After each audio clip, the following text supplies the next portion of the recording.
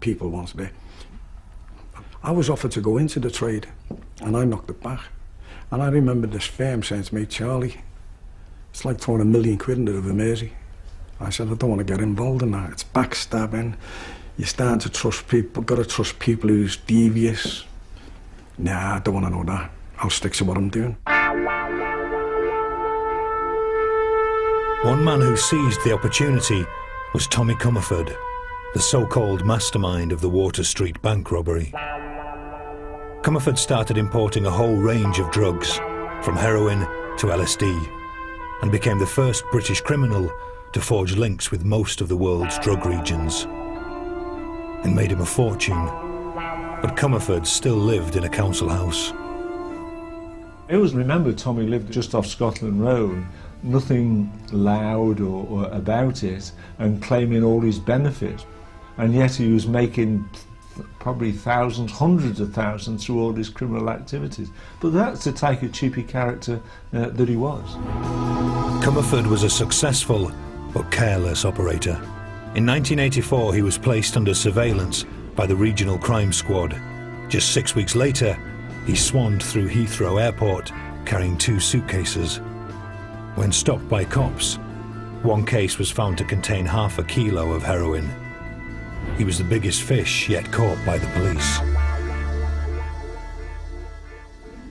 In the mid-80s, money from drugs was revolutionising the underworld at every level, from the Liverpool mafia to emerging Toxteth criminals. Places like Toxteth became very, very different places after the riots. These places were full of anti-authoritarian people who didn't trust the police, so were prepared to get involved in the black market. That black market was the drugs trade. And on the streets of Toxteth, dealers started to cash in and create new types of crime. Stephen French was a martial arts star who in 1985 won a World Kickboxing Championship. But there was little money to be made in martial arts, so French earned it as a bouncer and a robber. Until he stumbled across a new way of making money. I'm working then on the doors in a place called the Grafton, and a mate of mine was a drug dealer.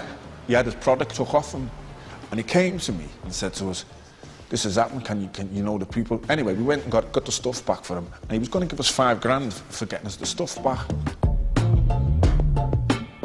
French was curious how much these drugs were worth, so he contacted a young dealer and robber he knew, Curtis Warren.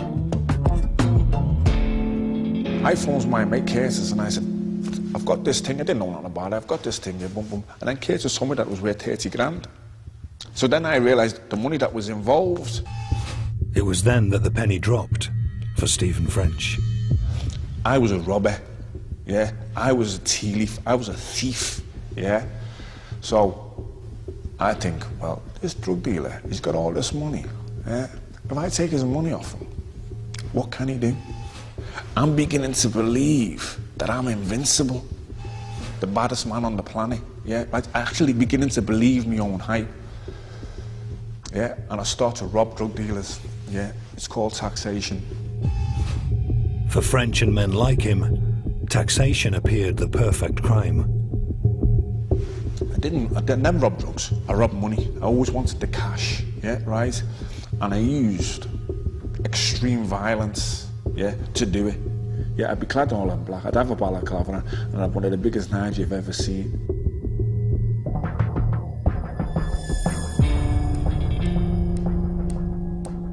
Today, Stephen French believes his violence had far-reaching repercussions.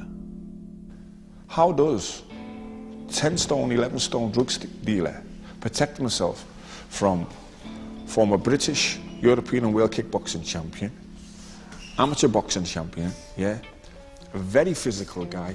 How does he protect himself from me? He arms himself, gets himself a 38.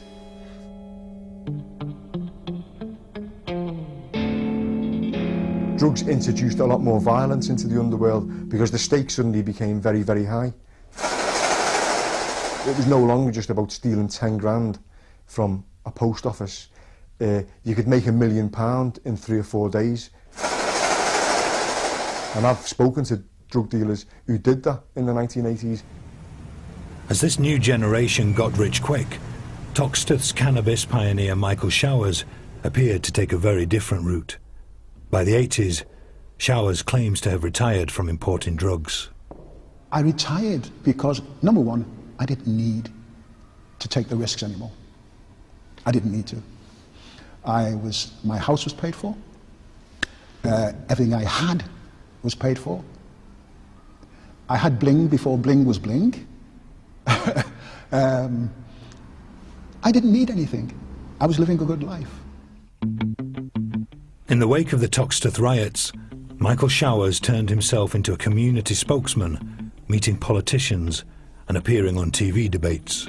The chief constable said that's his problem. It's also a problem of the city, because we would never have had a riot had we not had the chief constable we have. And Michael had the ability to convince the politicians and the local councillors that we as a police force were misbehaving, we were being oppressive in the way that we were policing it. And initially they believed him.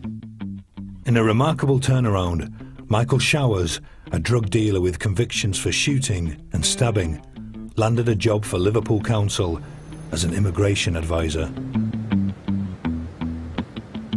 Now he lamented the impact hard drugs were having on his part of Liverpool. I saw a scale of deprivation from heroin that I'd never ever seen from the likes of cannabis. And that's why I didn't particularly care for it. The police noticed Showers' new stance. However, they didn't necessarily believe it. Well, gradually over the years, he began to reinvent himself, as it were, as a man of the people. And but we knew what he was. He was a villain. The police were right. Showers was still importing drugs. In 1990, he was sentenced to 22 years for masterminding a £2 million heroin import. At the time, Customs called Showers the most significant UK national arrested in the fight against heroin. Yet a fellow Toxteth man was about to make even Showers look like small fry. Curtis Warren. Warren's rise is one of the most remarkable in British criminal history. He first made the news aged 16 when he mugged a 78-year-old woman on the steps of Liverpool's Metropolitan Cathedral. 8 years later, he was arrested in Switzerland trying to rob a shoe shop. By the early 90s, he had progressed to mid-level drug dealing. I first heard of him very much in the early 90s when we were investigating more regional drug trafficking. Seemed to have some criminal convictions, but nothing of any significance. Mysteriously, though, Warren made a huge leap forwards. In a relatively short period of time, he would seem to have developed from working on a sort of fairly local basis to being suspected of being involved in far-reaching international drug trafficking. In September 1991, Curtis Warren flew to Venezuela with a drug dealer named Brian Charrington. What happened on that trip remains unclear, but it is clear that at the same time, 1,000 kilos of cocaine were shipped from Venezuela to Liverpool, hidden inside 50 lead ingots. On arrival, the coke was extracted and the ingots disposed of. The man called in was dock thief turned scrap dealer Paul Grimes. They phoned my yard up when I had the business of